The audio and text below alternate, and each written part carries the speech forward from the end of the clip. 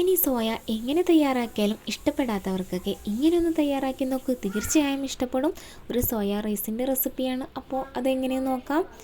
അപ്പോൾ ആദ്യം തന്നെ നമ്മൾ സോയ നന്നായിട്ടൊന്ന് കുതിർത്തി കഴുകി വൃത്തിയാക്കി അതിലേക്ക് വെളുത്തുള്ളി ഇഞ്ചി പേസ്റ്റ്, ഉപ്പ്, മുളക് പൊടി, മഞ്ഞൾപ്പൊടി എന്നിവ ചേർത്ത് നന്നായി ഒന്ന് മിക്സാക്കി വെക്കാം.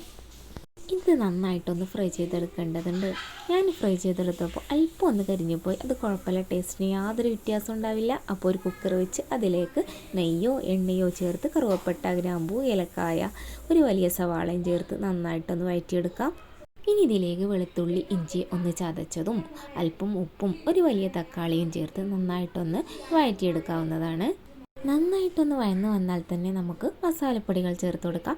മുളക് പൊടി, മഞ്ഞൾപ്പൊടി, ചിക്കൻ മസാല അല്ലെങ്കിൽ നമുക്ക് ബിരിയാണി മസാല ഉണ്ടെങ്കിൽ അതും ചേർത്ത് കൊടുക്കാവുന്നതാണ്.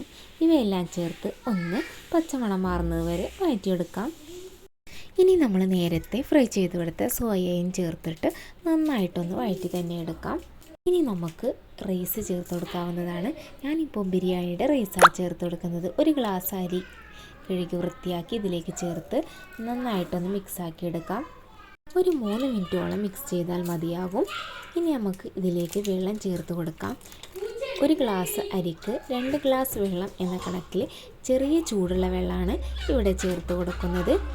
കൂടാതെ ഇതിലേക്ക് ബിരിയാണിക്ക് നമ്മൾ യൂസ് ചെയ്യുന്ന ബിരിയാണിയുടെ ലീഫ്, ബിരിയാണിക്കായ ഇതിലേക്ക് ചേർത്ത് കൊടുത്തിട്ട് ഒരു 3 വിസിൽ വരുന്ന വരെ നമുക്കിതൊന്ന് വേവിച്ചെടുക്കാം.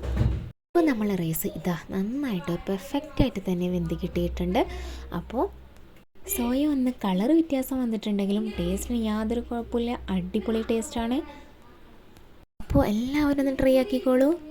ഇഷ്ടപ്പെട്ടാൽ നമ്മളെ ചാനലൊന്ന് സബ്സ്ക്രൈബ് ചെയ്യണേ. അപ്പോൾ ഓക്കെ, ബായ്.